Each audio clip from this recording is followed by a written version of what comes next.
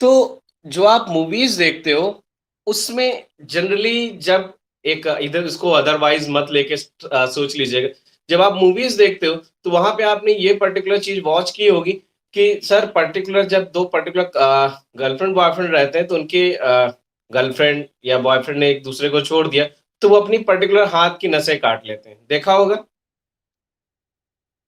अरे ये नहीं देखे हो? चलो, नहीं देखे हो, चलो अच्छी बात है। सुने तो होगी। जान देते हुए देख। हाँ, बॉयज देखे होंगे, अखिलेश भैया देखे हो?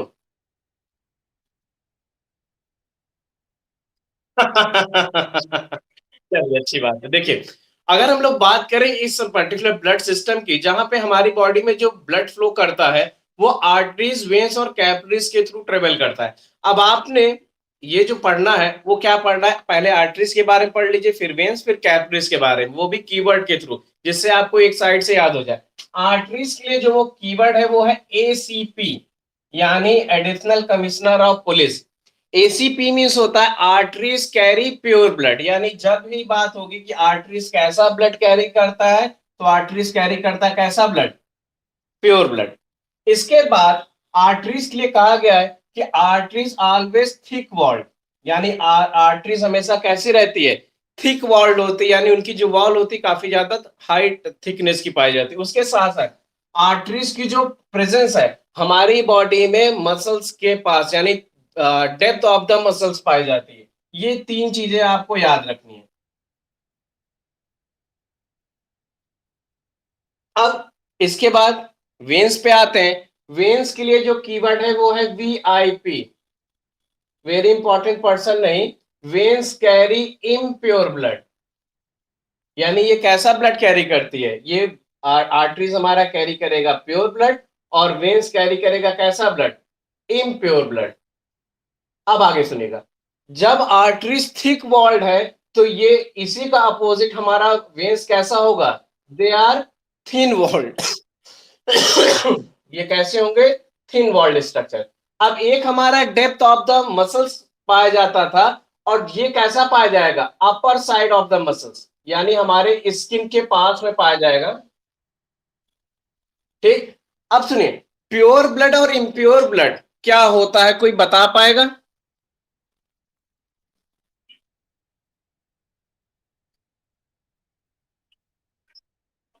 और प्योर ब्लड यानी the blood which carry oxygen in it, यानी when oxygen connected with haemoglobin, यानी जो आपका बनता है ऑक्सी हीमोग्लोबिन, यानी जब ब्लड हमारा कैरी करता है ऑक्सीजन तो that kind of blood is known as purest form of blood, यानी वो ब्लड हमारा क्या कहलाएगा, प्योर फॉर्म ऑफ ब्लड। लेकिन जब इसी ब्लड में हमारा कार्बन डाइऑक्साइड मिक्स हो जाता है तो वो कैसा ब्लड कहलाता है, इम्प्योर ब्लड कहलाता है। ठीक है। अब सुनिएगा, इसके बाद कैपिलरीज के लिए कहा जाता है, कैपिलरीज इन दोनों को जोड़ने का काम करती है, यानी ये एक ऐसा दोस्त है जो आर्टरीज, मिस्टर आर्टरीज को मिस आर्टरीज से, यानी मिस्टर आर्टरीज और ये कौन है, मिस आर्टरी, इन दोनों को जोड़ने का क्या करेंगे, काम करेंगे। ये बात समझ में आई? यानी कैपिलरीज का काम क्या होगा, capillaries connect arteries to the, हाँ बोलिए बेटा। हाँ, tube like, pipe like structure जो हमारी बॉडी में पूरी तरीके से स्प्रेड है, पूरी तरह, यानी हमारी बॉडी में, जैसे क्या आप सोचते हो कि हमारी बॉडी में जो ब्लड है क्या मसल्स में थोड़ी ट्रेवल कर रहा है, वो पर्टिकुलर इन ब्लड कैपिलरीज के थ्रू ट्रेवल कर रहा है। तो आज हमको पढ़ना है ब्लड कैपिलरीज के बारे में, यानी हमारे बॉडी में जितना भी ब्लड है, यानी जितना भी फ्लूइड ट्रेवल कर रहा है वो पर्टिकुलर आर्टरीज, वेन और कैपिलरीज के थ्रू ट्रेवल कर रहा है। यानी ऐसा नहीं कि अगर हम कट करते हैं, अगर कहीं कट हो जाता है, ये स्क्रीन रप्चर होती है तो उसमें हमारे आर्टरी, वेन या कैपिलरीज का डैमेज होता है, जिस रीजन से हमारी बॉडी से क्या होता है, ब्लड रिलीज होता है। अब आगे सुनिएगा। हाँ सर। जी आर्यन बताइए। वो सा, वो सारी चीजें अभी बता रहे हैं, पहले आप ये चीजें जानो, हम अभी इसके और डीप में चलते हैं। ठीक है। तो क्या बात है, क्या क्वेश्चन, देखिए बेटा, देखिए टोटल अगर सर्कुलेटरी सिस्टम की बात करें तो पूरे वर्ल्ड में दो टाइप का सर्कुलेटरी सिस्टम पाया जाता है। जहां पे एक क्लोज सिस्टम और दूसरा ओपन सिस्टम पाया जाता है। The organism who consist blood vessels in it, वहां वहां का जो सिस्टम कहलाता है, that kind of system is known as close system. यानी जब ब्लड ट्रेवल करे किसके थ्रू, आर्टरीज, वेन्स और कैपिलरीज के थ्रू, तो वो सिस्टम कहलाता है close system, close circulatory system. लेकिन जब ब्लड डायरेक्ट साइटोप्लाज्म के थ्रू ट्रेवल करे, यानी जो स्मॉल ऑर्गेनिज्म होते हैं, या कह सकते हैं कि प्रिमिटिव ऑर्गेनिज्म होते हैं, जहां पे मोलस्कस है या अदर ऑर्गेनिज्म है, उनकी बॉडी में जो ये पर्टिकुलर ब्लड फ्लूइड या ब्लड ट्रेवल करता है, या कोई भी सब्सटेंस ट्रेवल करता है, वो डायरेक्ट उनके ओपन सिस्टम में ट्रेवल करता है। एक ब्लड, या अगर हम इसको जैसा आपका क्वेश्चन है कि हमारी बॉडी में इसकी रिक्वायरमेंट ही क्यों है या होता ही क्यों है, if this kind of system are not present in our body, on that condition our blood get easily clot in our body.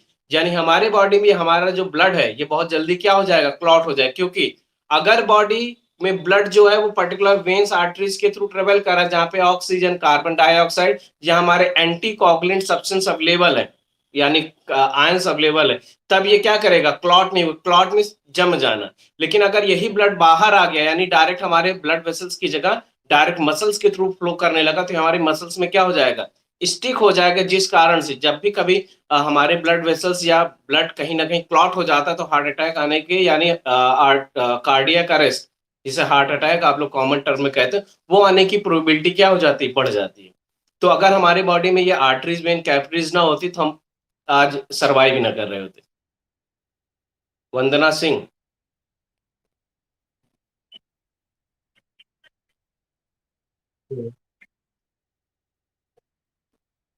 It means if heart is not available, on that case how can we think to survive.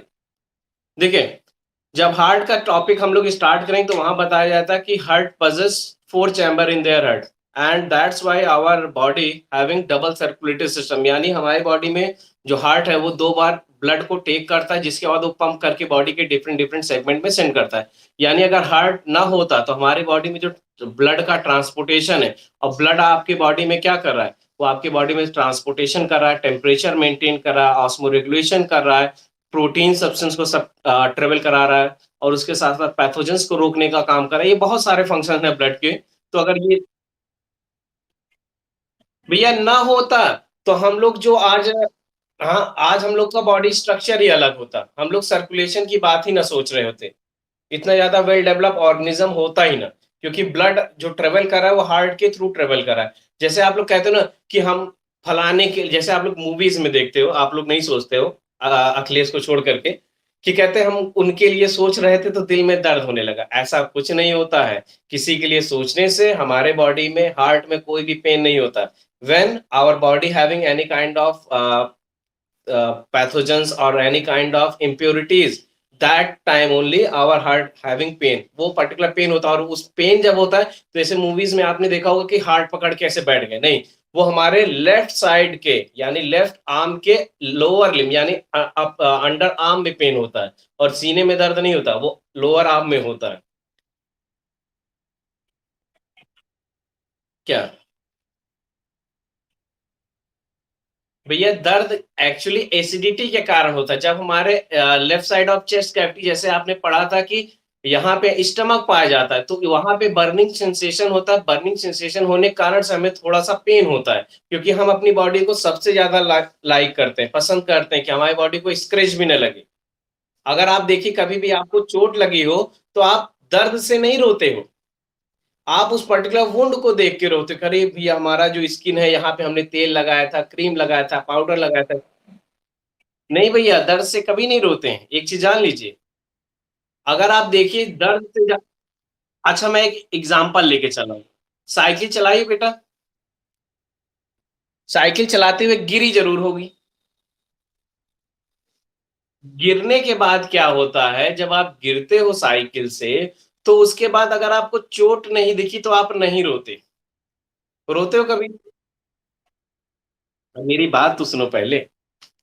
जैसे suppose करो कि आप हमको बैठा के cycle से लेके जा रही हो, भाई चला पाओ या ना चला पाओ अलग चीज है। अगर आप साइकिल चलाते चलाते गिर गई ना, मैं भी गिर जाऊंगा। गिरने के बाद पहला काम हम क्या करते हैं, उठते हैं, अपनी बॉडी को साफ करेंगे, हाँ कपड़ा गंदा तो नहीं है, कहीं फट उट तो नहीं है। अब उसके बाद जब हमको दिखता है अरे चोट लग गई, यहाँ पे ब्लड निकल रहा है, तब उस ब्लड को देख के यानी उस बॉडी के रप्चर को देख के हम क्या करते हैं, रोना स्टार्ट करते हैं।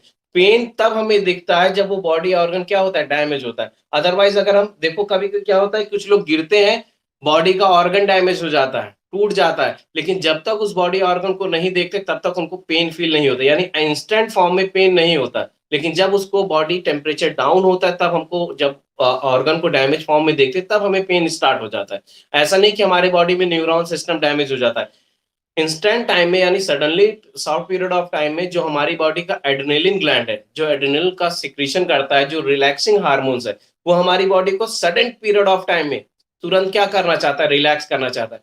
आप एक कंडीशन बताते हैं, जब भी कभी आप डरते हो तो सबसे पहले डरने के बाद आपको ये लगता है कि हमारी बॉडी कैसे रिलैक्स हो जाए, हार्ट बीट बढ़ जाएगी, यानी एक्सीडेंट हुआ हार्ट बीट बढ़ जाएगी, जब हम कोई रिफ्लेक्स एक्शन रिप्रेजेंट करते हैं, यानी sudden sort of reaction. Current लगा है कभी? लगा होगा। जब यह करंट लगता है तो आप हाथ को क्या करते हो? करंट तो जनरल चीज है, आप हाथ पीछे खींचते हो। जैसे जब करंट लगने वाला था, जैसे पहली बार आपको, जब कभी आपने वायर पकड़, आप डायरेक्ट गए होंगे वायर को टच करेंगे, लेकिन जब टच करते हो तो सडन एक ऐसा इम्पल्स मिलता है जिसके बाद आप अपनी बॉडी को क्या करते हो, पुश बैक करते हो, यानी पीछे खींचते हो। जब आपने पीछे खींचा, थोड़े टाइम बाद आपको लगता है अरे आप हमारे हाथ में यानी पर्टिकुलर इस आर्म में एक बर्निंग सेंसेशन या झुंझुनाहट सी हो रही, उसके बाद आप उस झुंझुनाहट को सोच के रोने लगते हो। फील कीजिएगा, जरूर पेन होगा। नहीं नहीं, तार को मत छूइएगा। नहीं, अरे काहे मरो बिटिया, मम्मी पापा तुम्हारे रोएंगे कि हम एक्सपेरिमेंट करते करते हमारी बिटिया निपट गई। अरे नहीं नहीं नहीं नहीं, कोई ना बोलो भैया, मरो रो मत, जिंदा रहो, खूब अच्छे से आगे चल के ग्रोथ करो, और आगे चल के सब लोग नाम रोशन करो अपने घर का, ये सब काम मत करो। अब देखिए, हम एक्सपेरिमेंट वो करते हैं जहां पे हमारी बॉडी को हार्म ना पहुंचे, ठीक है? तो हम इस, अगर ये हमको ये फील करना है या जानना है, जिसके लिए यूट्यूब पे बहुत सारे वीडियो प्रेजेंट है कि कैसा पेन होता है, हमको फील करने की रिक्वायरमेंट नहीं है, ठीक है? तो ये सब मत ट्राई कीजिएगा। और कोई क्वेश्चन हो तो आगे बढ़े। चलिए, अब देखिए, यहाँ पे कहा गया कि मिस्टर आर्टरीज को मिस आर्टरी से जोड़ने का काम किसका है, कैपिलरीज का है। और हमारी बॉडी का जो 90% जो ब्लड है वो ब्लड कैपिलरीज के थ्रू ट्रेवल करता है, और जो कैपिलरीज की थिकनेस होती है just like our hair thickness, यानी हमारे बाल की थिकनेस की तरह होती है, जो हमारे बॉडी में आर्टरीज और वेन्स के थ्रू, यानी ब्लड का जो एक्सचेंज, यानी इम्प्योर ब्लड प्योर ब्लड से जो एक्सचेंज होता है, एक स्ट्रक्चर में आपको बना के दिखा दे रहा हूँ। कुछ ऐसा स्ट्रक्चर आपको आपकी बुक में मिलेगा जहां पे नेटवर्क लाइक स्ट्रक्चर होगा, इसी पर्टिकुलर, यानी यहाँ पे स्फिंक्टर पाए जाते हैं। स्फिंक्टर मींस होता है ब्लॉकेज। जब ये ब्लड हाई प्रेशर आएगा तो इस स्फिंक्टर के थ्रू यहाँ पे जाएगा, लेकिन ये स्फिंक्टर इस ब्लड को बैकफ्लो होने नहीं देते, यानी आर्टरीज और वेन जहां ब्लड का एक्सचेंज होता है वहां पे कभी भी ऐसा नहीं होता कि ब्लड एक दूसरे से impure blood pure blood mix हो जाए। इम्प्योर ब्लड जो higher concentration of carbon dioxide को कैरी किए, वो लोअर कंसेंट्रेशन की ओर क्या कर जाता है, मूव कर जाता है। अब एक बात और जानिएगा, ये जो आर्टरीज होती है हमेशा हाई प्रेशर ब्लड को लेके जाती है, क्योंकि हाई प्रेशर ब्लड क्या होता है, यानी जो ऑक्सीजनेटेड ब्लड होता है, कभी भी पूछा जाए कि ऑक्सीजनेटेड ब्लड हाई प्रेशर का होता है या लो प्रेशर का होता है, तो वो कैसा होगा, हाई प्रेशर का ना। अब ब्लड प्रेशर के लिए आप जानते हो कि जनरली हमारा जो ब्लड प्रेशर होता है 120/80 mm होता है, यानी ये हमारा दो है प्रेशर, यानी एक सिस्टोलिक प्रेशर है। अभी जब हम ब्लड प्रेशर पढ़ेंगे ब्लड टॉपिक के बाद तब इसको जानेंगे। एक होता है सिस्टोलिक जो ब्लड को सेंड करता है, सिस्टोलिक का यस से याद रखिएगा सेंडिंग, और डी से डायस्टोलिक, डायस्टोलिक के डी से याद रखिएगा डाउनलोडिंग। और डाउनलोडिंग हमेशा कैसी होती है, स्लो होती है। सेंडिंग वाला यानी सिस्टोलिक प्रेशर हमेशा 120 होगा नॉर्मल के लिए, यानी नॉर्मल ब्लड प्रेशर हमारा क्या है 120/80 mmHg, जहां पे सिस्टोलिक प्रेशर है 120 mmHg, और डायस्टोलिक यानी डाउनलोड यानी जो हमारा नॉर्मल लो ब्लड प्रेशर है वो कैसा है 80 mmHg। अब आर्टरीज कैसा ब्लड कैरी कर रही है, हाई प्रेशर का, क्योंकि ये थिक वॉल्ड है, लेकिन जो वेन्स होंगी वो कैसा ब्लड कैरी करती हैं, लो प्रेशर का, इसी का अपोजिट। और ये जो कैपिलरीज होती हैं ये नॉर्मल प्रेशर के ब्लड को क्या करती हैं, कैरी करती हैं। अब हमने स्टार्टिंग में जैसे क्लास स्टार्ट की थी, एक मूवीज की बात की थी कि पर्टिकुलर एक लड़का एक लड़की के लिए अपनी नस काट लेता है ना? या कुछ लोग धमकी देते हैं कि अगर इसको गलत वे में मत लीजिएगा, कहते हैं कि अगर तुम मुझे ना मिली तो मैं अपनी नस काट दूँगा, मर जाऊँगा। सुने होंगे मोहन सिंह, क्या होता है? आओ बताओ, कोई लोग देखे होंगे। अखंड बाबू,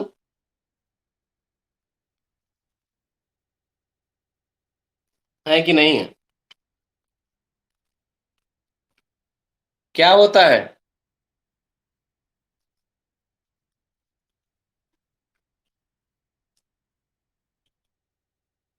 हाँ, देखिए होता क्या है, जब ऐसी मूवीज़ में आप देखते होंगे, तो हीरोइन या हीरो क्या करते हैं, ऐसे अपनी रिस्ट पकड़ते हैं और ऐसे कट कर लेते हैं। ये देखे होंगे ना?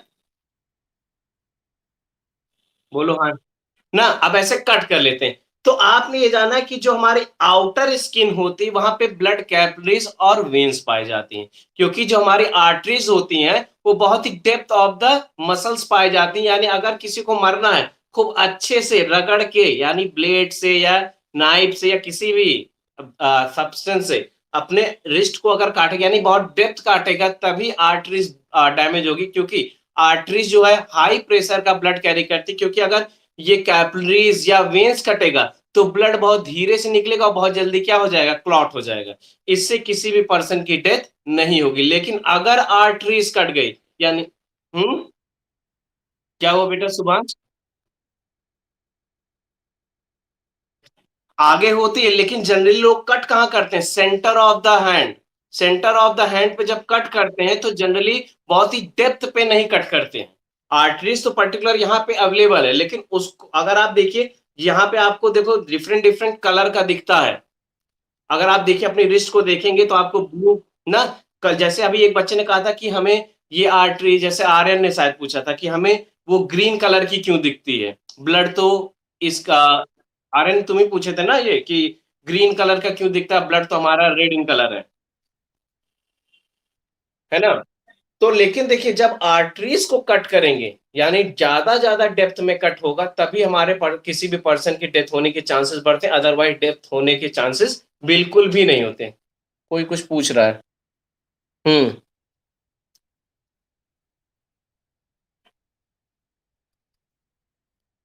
देखो यहाँ पे जिसे कहा जगलर वेन्स होती है यहाँ पे जो नेक पे पाई जाती है अभी आप जान लीजिए हमारे बॉडी के नेक में एक क्वेश्चन एक लोगों ने पूछा है कि why bile were not consider as a true enzyme अभी मोहन मैं इसको बता रहा हूँ आपके क्वेश्चन को देखिए पहले आप जगलर वेन के बारे में जान लीजिए जो एनिमल्स होते हैं चाहे वो काऊ बफेलो और ह्यूमन भी हम लोग की बॉडी में जब ब्लड का कलेक्शन होता है तो पर्टिकुलर यहाँ से कट इंजेक्शन लगा के रिलीज कर लिया जाता है लेकिन जो एनिमल्स होते हैं उनके जगलर वेन्स के थ्रू क्या किया जाता है ब्लड का कलेक्शन किया क्यों क्योंकि जगलर वेन्स जो होते हैं काफी ज्यादा हाई अमाउंट के यानी हाई प्रेशर ब्लड को उनके ब्रेन तक भेजने का काम करते हैं लेकिन जैसे आरएन आरएन क्या पूछे थे अभी आरएन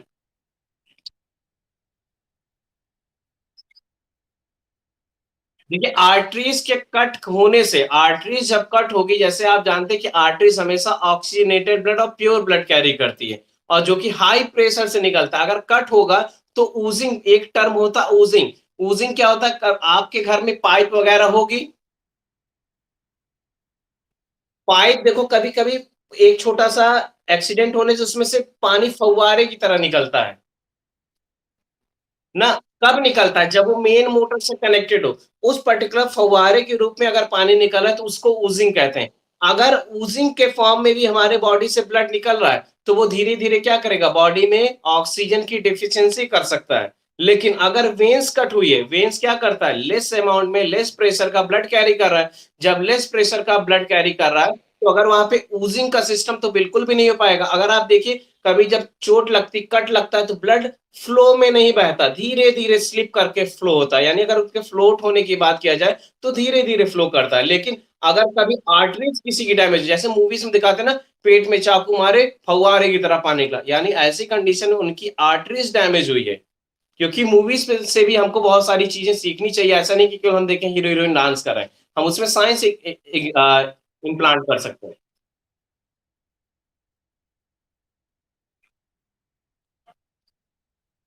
एक एक लोग पूछिए एक एक लोग हाँ, बिल्कुल भी नेक पे जो ये वेन्स होती है, अगर इसी को कट कर दिया जाए, हल्का-सा, तो आदमी तुरंत एक्सपायर हो जाएगा। जैसे कुछ लोग मूवीज़ दिखाते हैं ना, ये पोर्शन काटते हैं, एडम्स एप्पल वाले साइड का, इसको सिला जा सकता है, इससे बचाया जा सकता है। लेकिन अगर जगलर यानी लेकिन ये भैया एक चीज़ और बता दें, आप लोग ये ट्राई मत कीजिएगा कि हम बता दिए कि यहाँ जगलर वेन होती है, आप कोई घर के आस-पड़ोस बकरी, कुत्ता, बिल्ली जा रहा है, उसका काट के बराबर कर दो। ठीक है? तो ये सब ट्राई मत कीजिएगा। हर्षवर्धन हर्षवर्धन कुछ पूछ रहे थे बेटा? अच्छा, अखिलेश? हाँ, जगलर वेन यहाँ पे नेक पे पाई जाती है। अगर आप ऐसे बेंड करोगे अपने नेक को, तो ये हम तो भैया थोड़ा मोटे हैं, तो ऐसे नेक बेंड करोगे क्या है थिक वेन्स ऐसे होते जाती है, यहाँ पे दिखाई देगी, इस पर्टिकुलर पोर्शन से। इसकी थिकनेस ज़्यादा होती है, आर्टरीज़ वेन की जो थिकनेस है काफ़ी ज़्यादा होती है। यानी ये समझ लो हाँ? प्योर ब्लड कैरी करती है जो ब्रेन तक ब्लड को लेके जाती है, जगलर वेन।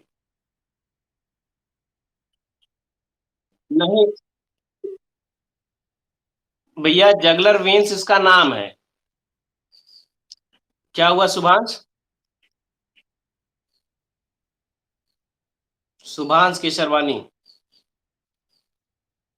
देखिए जगलर वेन्स इसका नाम है, जैसे हर एक पर्टिकुलर क्योंकि यहाँ पे देखिए जो ये वेन्स जो इसका नाम दिया गया है, ये इसमें पर्टिकुलर पाया जाता है सेप्टम, यानी स्फिंक्टर लाइक स्ट्रक्चर पाया जाता है जो हाई प्रेशर ब्लड को स्लोली स्लोली भेजता है। अगर ऐसा ना हो तो हमारी बॉडी के ब्रेन के पोर्शन में बहुत हाई अमाउंट का ब्लड चढ़ जाए और उसके बाद हमारे ब्रेन क्या कर सकता है, कोलैप्स कर सकता है। इसलिए इसका नाम वेन्स के टर्म में दिया गया है कि ये स्फिंक्टर कैरी करता है।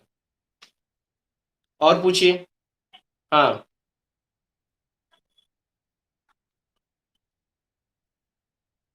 हम्म। हाँ, बिल्कुल रहते हैं क्योंकि ये डिपेंड करता है जैसे सपोज़ कर लो किसी का एक्सीडेंट हुआ। एक्सीडेंट होने की कंडीशन में जैसे किसी का ट्रेन से एक्सीडेंट हुआ, पैर कट गया। पैर कट होने की कंडीशन में थोड़े टाइम के लिए यानी स्मॉल पीरियड या कह सकते हैं लॉन्ग पीरियड ऑफ टाइम के लिए जो हमारे न्यूरॉन सेल होते हैं वो पूरी तरीके से रिप्रेस यानी डीएक्टिवेट फॉर्म में हो जाते हैं। जब डीएक्टिवेट फॉर्म में हो जाएँगे कोई इम्पल्स ना पता चलता है ना समझ में आता है यानी अगर किसी का पैर कट गया वो बहुत दहाड़ के नहीं चिल्लाएगा क्योंकि उसको शॉर्ट पीरियड ऑफ टाइम के लिए जैसे आपने देखा होगा कि ऑपरेशन होने से पहले एनेस्थीसिया लगा दिया जाता है शुभांश ये आपने सुना होगा एनेस्थीसिया के बारे में एनेस्थीसिया क्या होता है स्पाइनल कॉर्ड में लगा दिया जाता है 16 बोन्स पे 16 बोन्स पे जब लगा दिया तो हमारा न्यूरॉन्स बिल्कुल वर्क करना बंद हो जाता है मुझे भी एनेस्थीसिया जब लगा था मुझे 6 to 8 आवर्स के लिए बिल्कुल भी इम्पल्स 6 to 8 आवर्स के लिए बिल्कुल भी कुछ भी नहीं पता चल रहा था अब अगर बॉडी बेहोश नहीं होता आदमी वो यहाँ पे हाँ वीगो से होता है लेकिन जनरली जब बड़े ऑपरेशन होते हैं अभी रिसेंटली मुझे लगभग 6 से 7 साल हो गए ऑपरेशन कराए हुए तब स्पाइनल कॉर्ड में लगा है वीगो से जो लगता है यानी यहाँ से वो बहुत ही लिटिल क्वांटिटी यानी स्मॉल क्वांटिटी का जब एनेस्थीसिया देना होता है यानी लोकल एनेस्थीसिया उसके लिए लगाया जाता है यानी अगर बड़ा ऑपरेशन होना यानी जैसे किसी सिजेरियन डिलीवरी होनी तो वहां पे स्पाइनल कॉर्ड में ही लगाया जाता है उसके बाद एक पर्टिकुलर हैमर होता है छोटा सा उससे बॉडी के डिफरेंट डिफरेंट पार्ट में पहले बीट करते हैं अगर पेट का होना है तो उसको पिंच करते हैं डिफरेंट डिफरेंट पार्ट में यानी इस एब्डोमेन एरिया में पिंच करके देखेंगे कि कोई सेंसेशन हो रहा है या नहीं हो रहा है ऐसा नहीं कि भैया रजाई गद्दा है काट डालो तो वीगो वाला जो होता है बहुत लोकल एनेस्थीसिया कभी कोई दांत निकलवाया है अपना यानी टूथ का कोई प्रॉब्लम हो तो देखिए वेरी गुड चलो देखे हो तो यही बहुत जरूरी है अब आप देखे हो तो पर्टिकुलर गम्स में ऐसे उठा के इंजेक्शन लगा देते हैं लगाते हैं ना ना उसमें क्या होता है शॉर्ट पीरियड ऑफ टाइम के लिए जो गम्स होते हैं वहां की जो न्यूरॉन्स होती हैं वो डैमेज हो जाती हैं बिल्कुल पता ही नहीं चलता तब हम क्या करते हैं वो पर्टिकुलर सर्जरी दांत वगैरह निकाल के बाहर कर देते हैं उसके बाद जब वो एनेस्थीसिया का असर खत्म होता है तब अच्छे से मजा आता है कि स्वेल कर गया है ये पार्ट भैया दर्द कर रहा है खाना नहीं खा पा रहे फिर कहा जाता है हाँ बोलिए हिमांशु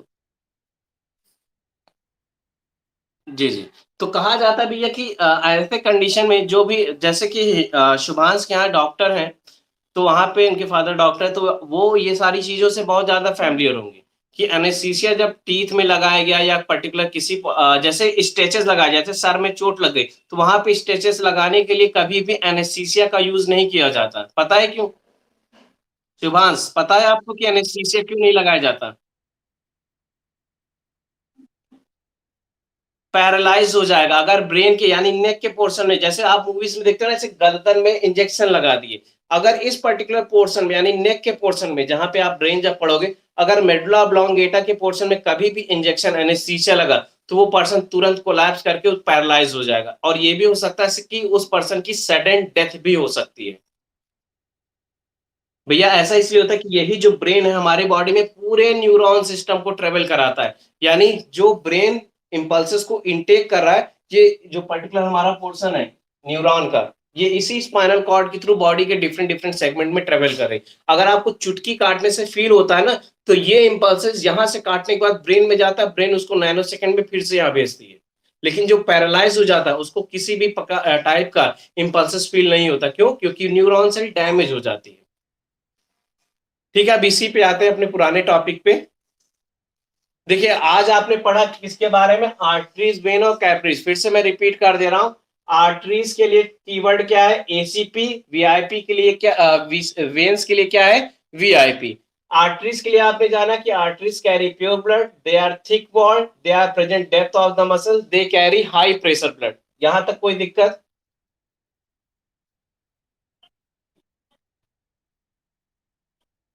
भैया आर्ट रीजन क्या है? जैसे आपके यहाँ घर से सीवर एक नाल पाइपलाइन निकली होगी जो घर के पूरे पानी को लेके जाती है। एक आपकी सपोर्टिव पाइप होगी जो उस सीवर तक पानी पाइप के थ्रू पानी लेके जाती होगी।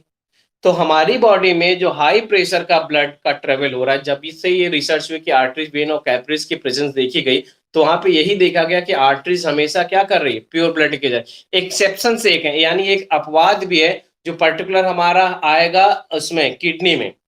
यानी वहां पे हम रीनल आर्टरीज का यूज करेंगे इम्प्योर ब्लड के ट्रेवल कराने के लिए और रीनल वेन्स का यूज करेंगे प्योर ब्लड। वो एक एक्सेप्शन है जो हमारी बॉडी में अवेलेबल है। लेकिन हमारी बॉडी में जनरली जो प्योर ब्लड है वो किसके थ्रू जा रहा है? आर्टरीज का। और इम्प्योर ब्लड लेके जा रहा है कौन? वेन। और उसका एक रीजन और भी है कि जो प्योर ब्लड है हाई प्रेशर का होता है। क्यों? क्योंकि वो ऑक्सीजन कैरी करता है। अगर वो वेन्स के थ्रू ट्रेवल करेगा, वेन्स क्या हो जाएगी? बस्ट हो जाएगी और बस्ट होने के बाद हमारे लिए कोई यूज नहीं होगा। तो जब से बाई बर्थ हमारी बॉडी में जो आर्टरीज है वो अपने आप को थिक वॉल्ड बना के रखती, और उसका रीजन क्या होती है? हमारी जेनेटिक्स। यानी हमारे बाई बर्थ जो हमारे पेरेंट्स से जेनेटिक करेक्टर आए, उनमें भी आर्टरीज पाई गई, उनके एंसेस्टर में भी पाई गई, उनके भी एंसेस्टर में आर्टरीज में ही पाई गई। अखिलेश, थिक थिन वॉल्ड होती है, बहुत ज्यादा थिक नहीं होती। एक्सचेंज कर रही है, बहुत ज्यादा थिक होगी। अगर कोई, जैसे आप ये जानो कि आपके घर से सबमर्सिबल लगा है अखिलेश, सबमर्सिबल जहां से पाइप का कनेक्शन होगा, वो पाइप कैसी होती? थिक होती है, काफी ज्यादा मोटी होती है। उसकी उसके साथ साथ उसकी जो चौड़ाई होगी, अगर आप डायमीटर देखिए वो ज्यादा होगी। लेकिन जो टंकी से पानी आता है उसकी जो चौड़ाई होगी, अगर ब्रेथ आप देखिए, पतली होगी ना। क्यों होगी? क्योंकि वहां से जो पानी आ रहा है फोर्सफुली नहीं आ रहा है। अगर फोर्सफुली पानी आएगा तो देखिए वो पाइप क्या हो जाएगी? बस्ट हो सकती है। लेकिन अगर हम बॉडी के कंपैरिजन चले, कैपिलरीज अगर थिक वॉल्ड होगी क्योंकि वो आर्टरीज और वेन को ज्वाइन करने का काम कर रही है। अगर आर्टरीज और वेन को ज्वाइन करने का काम करे, तो अगर वो थिन वॉल्ड ना हो, ना तो वो आर्टरी से जुड़ पाएगी ना वो वेन से जुड़ पाएगी। क्योंकि वेन्स ऑलरेडी क्या होती? थिन वॉल्ड होती। तो जहां से इनका इंटिग्मेशन यानी जहां से ज्वाइंट होता है, ऐसा तो नहीं ना कि वहां पे ज्वाइंट दिखता रहे, सीमेंट लगा देंगे। सीमेंटिंग सब्सटेंस के फॉर्म में प्रोटीन पाया जाता है, इपिथेलियल टिश्यू पाया जाता है। क्योंकि आपने ये पढ़ा होगा इपिथेलियल टिश्यू के कि जो भी हमारे बॉडी ऑर्गन्स होते हैं, उनके आउटर कवरिंग पे क्या पाया जाता है? नेफ्रॉन्स बेटा होता है हमारी बॉडी में फंक्शनल सेगमेंट ऑफ इम्पल्सेस को एक्सेप्ट करने वाले ऑर्गन। यानी जो हमारा न्यूरॉन सिस्टम है उनका जो मेन चीज है वो क्या है? नेफ्रॉन्स है। मोहन सिंह, आपका क्वेश्चन हमें याद है कि जो आपने, हाँ, न्यूरॉन पूछे थे, न्यूरॉन ये। अच्छा, नेफ्रॉन्स बेटा किडनी में पाया जाता है, हमको लगा न्यूरॉन कह रहे हो, हमें लगा न्यूरॉन कह रहे हो। वो पर्टिकुलर किडनी की यूनिट होती है, वो आप जब एक्सक्रीशन टॉपिक पढ़ोगे तो वहां पे हम आपको स्ट्रक्चर दिखाएंगे। एक मोहन सिंह ने क्वेश्चन पूछा था अभी थोड़ी देर पहले कि sir why bile were not consider as a true enzyme. देखिए, बाइल जो होता है वो एग्जैक्ट फॉर्म में प्रोटीनियस सब्सटेंस नहीं होता। और आपने एंजाइम्स के लिए एक चीज पढ़ा होगा, all enzymes are protein but all proteins are not enzyme. ये पढ़ा होगा कभी ना कभी मोहन सिंह। तो जो बाइल है वो प्रोटीन नहीं है, that's why they are not called as a true enzyme, यानी इसीलिए उसको ट्रू एंजाइम नहीं कहा जाता। ठीक है, लेकिन बट उनके जो पिगमेंट है बाइल जूस के, वो क्या करते हैं, हमारे बॉडी में डाइजेशन का वर्क परफॉर्म करते हैं। ठीक है जो, हाँ अखिलेश।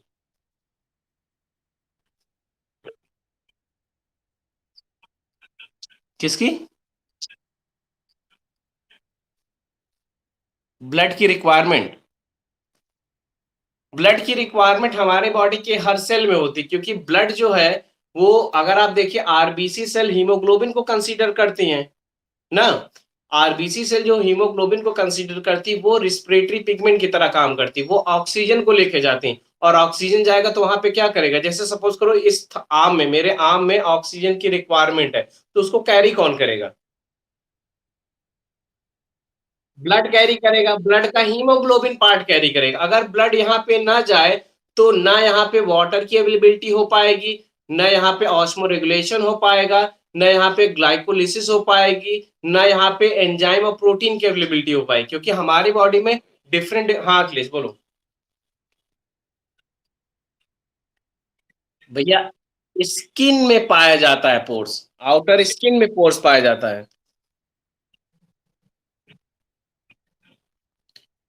क्या चीज?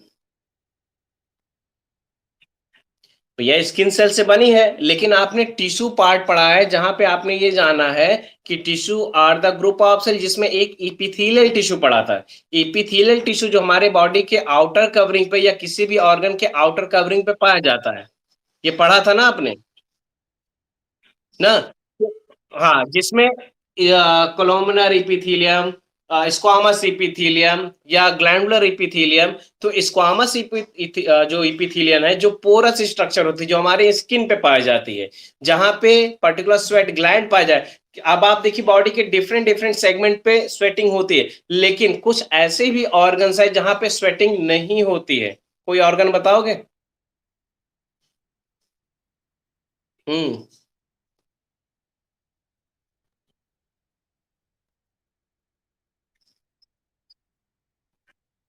आम में बिल्कुल, पैर में।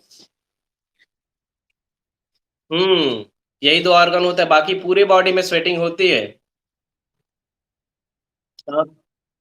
कहाँ पर? हाँ, वो एबनॉर्मेलिटीज है बेटा, वो एबनॉर्मेलिटीज है, जिनके जिसका रीजन होता है कि उनकी बॉडी का टेम्परेचर मेंटेन नहीं रहता, that's why they are sweating from the palm of the hand and the feet of the. हाँ अखिलेश बोलो। लेग्स पर भी तो होता है, नी पर और लेग के लोअर सरफेस पे, हर बॉडी के हर पार्ट में स्वेटिंग होती है। इवन अगर हम बात करें नेक पे, चेस्ट पे, एब्डोमेन पे, प्यूबिक रीजन में, थाई में, even back side of your hips, waist, हर बॉडी पार्ट में स्वेटिंग होती है। लेकिन ये डिपेंड करता है कौन सा आप एक्सरसाइज परफॉर्म कर रहे हो। ठीक है, जो हैवी एक्सरसाइज करते हैं उनकी बॉडी के हर एक पार्ट से स्वेटिंग होती है, क्योंकि उसमें बॉडी हीट जनरेट करती है। अब चलो कुछ क्वेश्चंस हैं उनको देख लूं, कुछ लोगों ने भेजा है। जैसे स्टार्टिंग के एक क्वेश्चन था, पल्मोनरी आर्टरीज हिप्स पे। हाँ बेटा, हिप्स पे पर्टिकुलर वहां पे भी स्वेटिंग होती है। देखिए, एक लोग ने क्वेश्चन पूछा था, सौरभ कुमार ने, पल्मोनरी आर्टरीज कैरी। हाँ, लिप्स पे बेटा। कभी, अब बाकी बच्चे नहीं तो भी बता देते कि पसीना कब होगा। चलिए कुछ क्वेश्चंस यहाँ पे आए हैं, देखिए यहाँ पे एक सौरभ कुमार ने पूछा, but pulmonary arteries carry impure blood. देखिए, पल्मोनरी आर्टरीज जो हमारे हार्ट का पार्ट है, वो क्या करती, इम्प्योर ब्लड कैरी करती। क्यों? क्योंकि उस समय इम्प्योर ब्लड को लंग्स के पास जाना होता है। हाई, देखो ये जब आप हार्ट का पोर्शन पढ़ोगे तब ये समझ में आएगा। सौरभ, हाँ सौरभ कुमार ने पूछा था कि but pulmonary arteries carry impure blood, क्योंकि हार्ट को उस समय इम्प्योर ब्लड को ऑक्सीजन से मीट कराना होता है, इसलिए पल्मोनरी आर्टरीज कैसा ब्लड कैरी करती है, इम्प्योर ब्लड कैरी करती है। फिर एक लोग ने पूछा था why bile were not consider as a true enzyme, ये हो गया, नेफ्रॉन्स हो गया। अब एक लोग ने पूछा व्हाट इज, एक सेकंड बेटा, एक लोग ने पूछा what is neuromuscular junction and work. देखिए न्यूरोमस्कुलर जंक्शन क्या होता है कि जहां दो न्यूरॉन्स आपस में क्या करते हैं, मीट करते हैं, यानी दोनों के जंक्शन। जैसे आप कहते हैं प्रतापगढ़ जंक्शन, प्रतापगढ़ जंक्शन क्या कर रहा है, दो सिटीज को मिलाने का काम कर रहा है। यानी यहां से आप देखिए वाराणसी भी जा सकते हो, इलाहाबाद भी जा सकते हो, लखनऊ रूट पे भी जा सकते हो, सुल्तानपुर वाली रूट पे भी जा सकते हो। यानी जहां दो न्यूरॉन्स मिलेंगे मसल्स के पास, वो क्या कहलाएगा, न्यूरोमस्कुलर जंक्शन, जो इम्पल्सेस को ट्रेवल कराने का काम करता है। एक लोगों ने पूछा है सर, एक लोगों ने पूछा है कि sir aorta carry which type of blood. देखिए एओर्टा जिसे कहा जाता है मेन एओर्टा, मेन एओर्टा हमेशा प्योर ब्लड कैरी करती है हार्ट में। वो बॉडी के पूरे सेगमेंट में क्या करती है, ब्लड को ट्रांसपोर्ट करने का काम करती है। अब एक आर्यन वर्मा, लिप्स पे भी स्वेट ग्लैंड होती है, अगर ना पाया जाए तो लिप्स जब स्वेटिंग करता है तो वो प्रोसेस ना हो पाए। ये आपकी चैट्स है जो आपने किया है भैया, आप लोग डायरेक्ट क्वेश्चन पूछा करो, चैट को मत ट्राई किया करो, ठीक है। पूछे भैया मोहन से।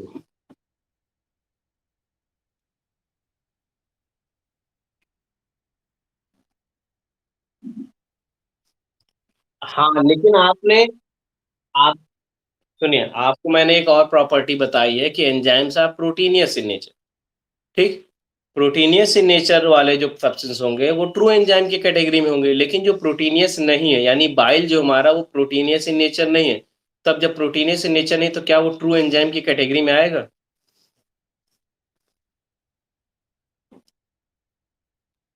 स्लाइवेरी एमाइलेज, स्लाइवेरी एमाइलेज जो होता है वो प्रोटीन से कंसिस्ट होता है, कंपोजिशन उसका प्रोटीनियस है। कार्बोहाइड्रेट का करता है। देखिए हर एक एंजाइम का जो फंक्शन है वो अलग अलग है। क्या पैंक्रियाटिक जूस का फंक्शन गैस्ट्रिक जूस कर पाएगा? जैसे पेप्सिनोजन, प्रोरेनिन, ये भी प्रोटीनियस इन नेचर है। क्या इनका डाइजेशन हमारे बॉडी में होता है? देखिए एंजाइम के लिए मैं आपको एक डेफिनेशन बताता हूँ। जैसे enzymes are produce in a very little quantity and they do not mix with the substance, यानी ये हमारे पर्टिकुलर ऑब्जेक्ट के साथ मिक्स नहीं होते। After the completion of enzymatic reaction they get rid of from our body, यानी हमारी body से क्या हो जाते हैं, सक्सेसफुली रिलीज हो जाते हैं। और they can not store in our body, ये आफ्टर केमिकल रिएक्शन ये कभी भी बॉडी में स्टोर नहीं होते। एक पूछा है लाइसो एंजाइम को भी, फिर mammalians and bird why it is necessary to separate oxygenated and deoxygenated blood। देखिए हिमांशु, अगर ये ऑक्सीनेटेड और डीऑक्सीनेटेड ब्लड आपस में मिक्स कर गए तो हमारी बॉडी क्या हो जाएगी, कोलैप्स कर जाएगी। क्यों? क्योंकि ऑक्सीनेटेड और डीऑक्सीनेटेड जब ब्लड मिक्स होगा तो हमारा ब्लड क्या हो जाएगा, क्लॉट। ब्लड क्लॉटिंग की रीजन से हमारा बॉडी क्या हो सकता है, इजिली कोलैप्स हो सकता है, ठीक है। और बताइए।